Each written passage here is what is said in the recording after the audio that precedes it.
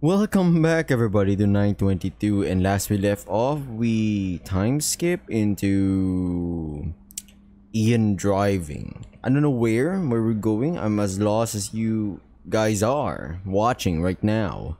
But yeah, welcome back. Subscribe, like, comment, share to friends and loved ones, and yeah. I'm recording this right now tonight. So I'm giving a heads up that there are parts of this that I just sound like I'm tired as hell. Ian is the world's greatest driver. We're cruising 30 in the 35 miles per hour zone, tight against the right side of the road. His gaze is calm. It lets go of the road only to check on the rear view mirrors, each in its respective turn. Left hand solid in the wheel, right hand loose on the gear stick.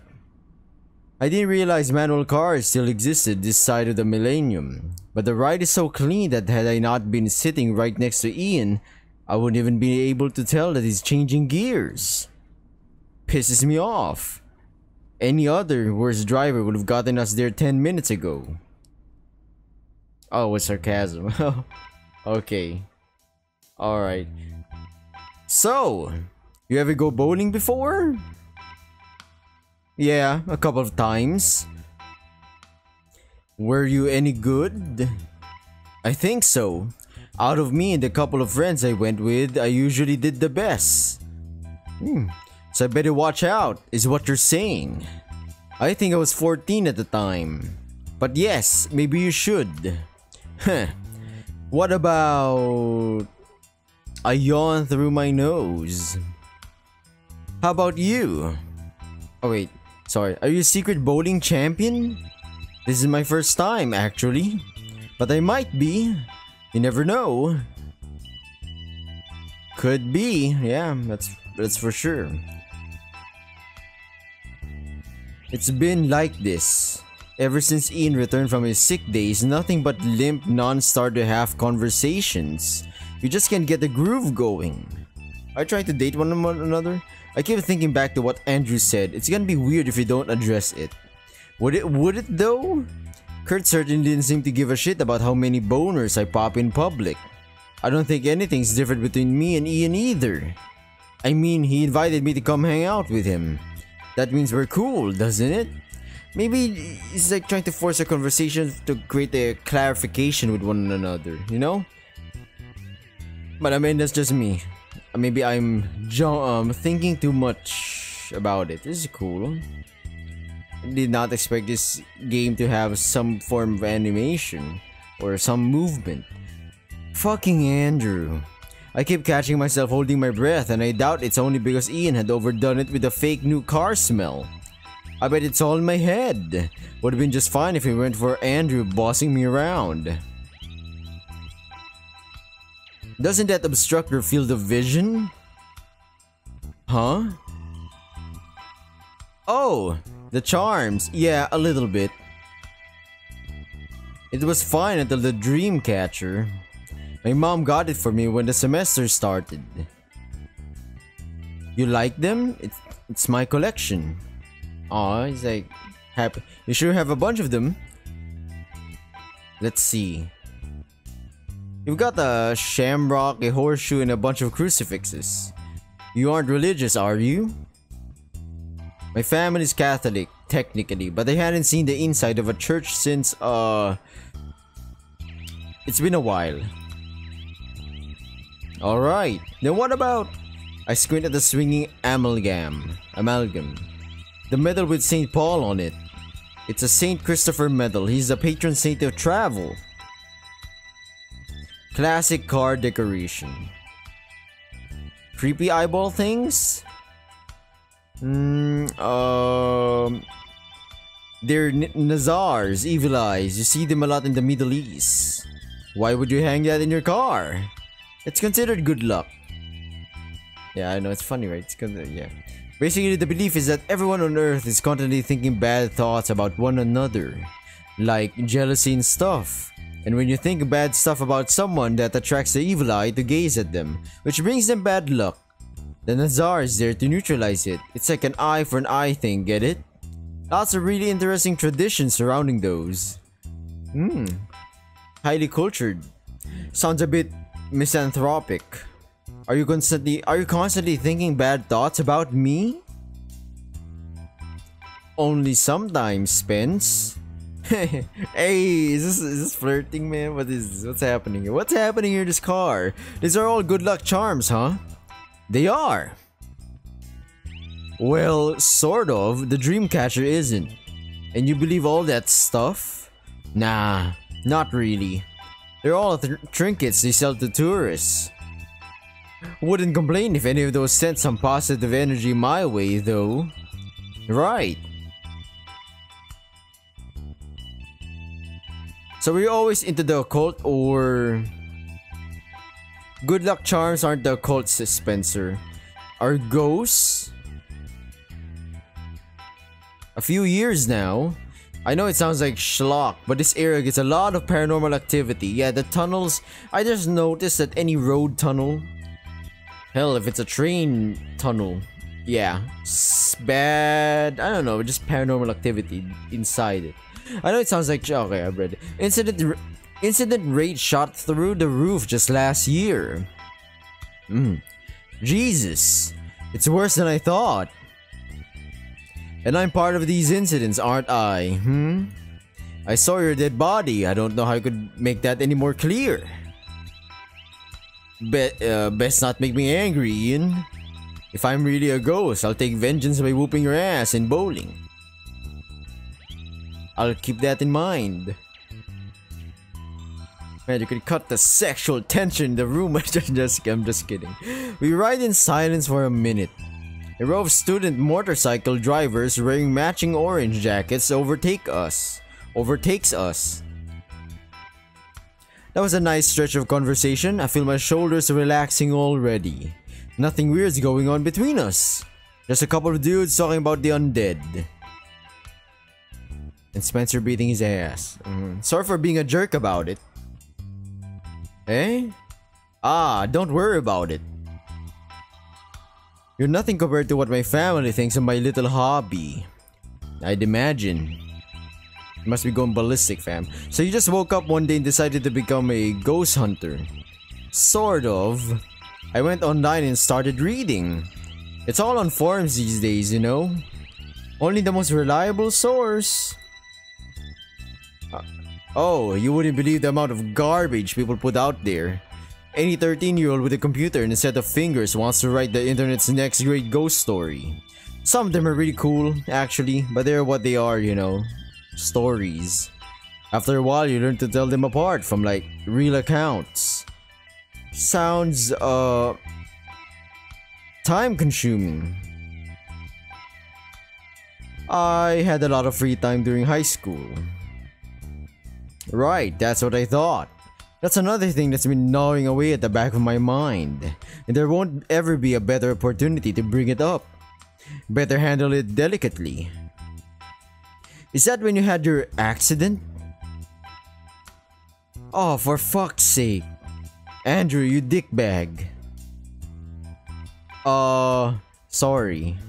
Andrew told me about it. He said you wouldn't mind if I knew. We were talking about your tail. I'll shut up if you don't want to talk about it. I don't care. It's just that his speech slows down to soft monotone. You kinda sprung that up on me there, you know? Yeah, that's like telling your friend like, oh, I heard you can't walk properly because you got an accident. You know, that's a pretty touchy thing to talk about or to just bring up midway in the conversation. How much did Andrew tell you about it? Just that you were hospitalized and are still recovering. Please don't tell me you're going to die in a year or some shit. Just like Andrew to leave that part to me, I suppose. You wanna hear how it went down? Damn, I really did walk into my own carefully laid trap there. No more questions. Never again. I just want to roll some balls down the lane. Have a good time. Rolling some balls, huh, Spencer? Hit me. His grip tightens around the steering wheel as he takes air in. It happened after I got my learner's permit. My brother Lucas was watching over my driving from the passenger seat. I don't remember this, but I'm told I rolled us into a ditch somehow. All in broad daylight. Anyway, I woke up a couple of days later, unable to stand up. Apparently it's a fucking miracle that today I'm able to walk at all. Lucas didn't survive. Oh damn, oh that's fucked up. That's a touchy, that's traumatic, man. That is baggage right there. Of course there's some guilt over there. Guilt that, yes, you did drive, even though it was, once again, not your intention. No one intends to, you know, if you're like, it's an accident. Nobody intends to cause harm. Unless they're a circular, man. I will, you know, that's their thing. Jess, holy shit, take your turn. Oh my god, Becky, get off my back. Can't you see I'm making a drink? Bitch, you've been making a drink for the past hour. Becky, Rebecca, Becky, Tiny Bear, pink nails, Becky, her friend, the dog with the nose ring, is Jess. And then there's Todd Hopkins, who's inexplicably also among Ian's friends. That's all of them. I think I'm safe. Safe from the hypothetical situation where one of them decides to quiz me on their own name. Did you speak to your guy, by the way, Ian? Oh yeah, I did. Okay, he said that we'd have to speak to the head of the math faculty. Though I got the impression that our chances aren't that great. Apparently, introduction courses are all standard or something. No, duh, but like half the class failed, Ian. If it's so standard and we still all failed, it could only mean Professor Colin sucks at teaching. That's not our fault. I guess there's no harm in getting a meeting arranged. We're divided into two lanes. Ian, Becky, and Jess are in one lane, and on the other are me, Todd, and Kirk. Bowling always goes a little faster than you think, so we all space out our turns by hanging out at the little seating area next to the balls. It's worse than hell. These overgrown high schoolers have no hobbies or interests outside of what's new on TV. Right now, the only reason they're plotting to get the statistics prof fired is because they temporarily ran out of gossip about who I assume are the other people in our class. How did you do? Oh, she's talking to me. Funny enough, I mean that's usual, like, oh, you're talking to me, yeah. But we try not to say it out loud because it becomes awkward, you know. I did bad. Yeah, but like, how bad? I failed, Becky. Coming out of my mouth, her name may as well be the name of a Filipino dish. Whoa! What? I did not expect that. I did not expect a F-word drop. The Filipino drop. Yeah, but what was your score? 12. God damn. Nah, I think I've had scores like that as well before. Wow. Nice. Out of 100? Appreciate your input, Ian. What's up? It's your turn.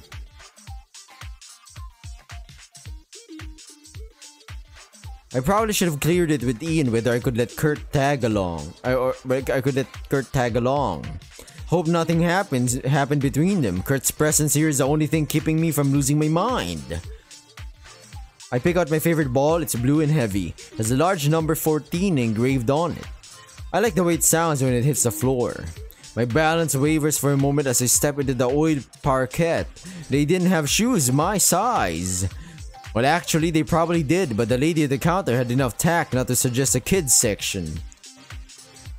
My strategy's flawless. Aim for the third pin right off center, but keep your eyes in the left corner of the lane. The ball's weight determines the speed at which I cock my arm backwards. I step forward. I let go.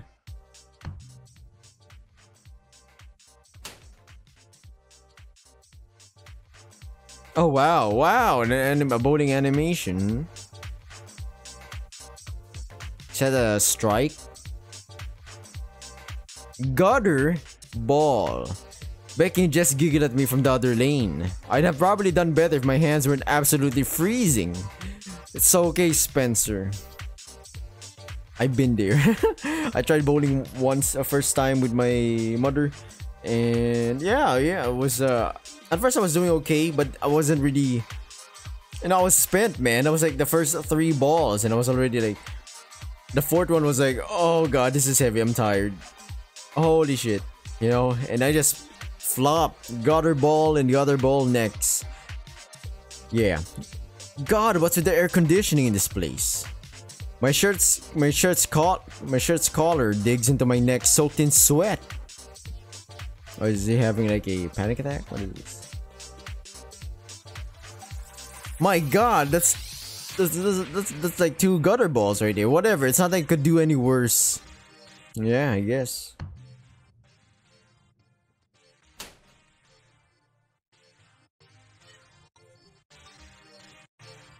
Didn't you say you were good at this? I was great when I was 14. The girls laugh again. My man Spencer be flirting with both the sexes, man. No, go back and listen to their later albums. Are you thinking of Rusty Cage or something? Most of it is more like Black Hole Sun. That could be it. All their stuff is slow and weird like that.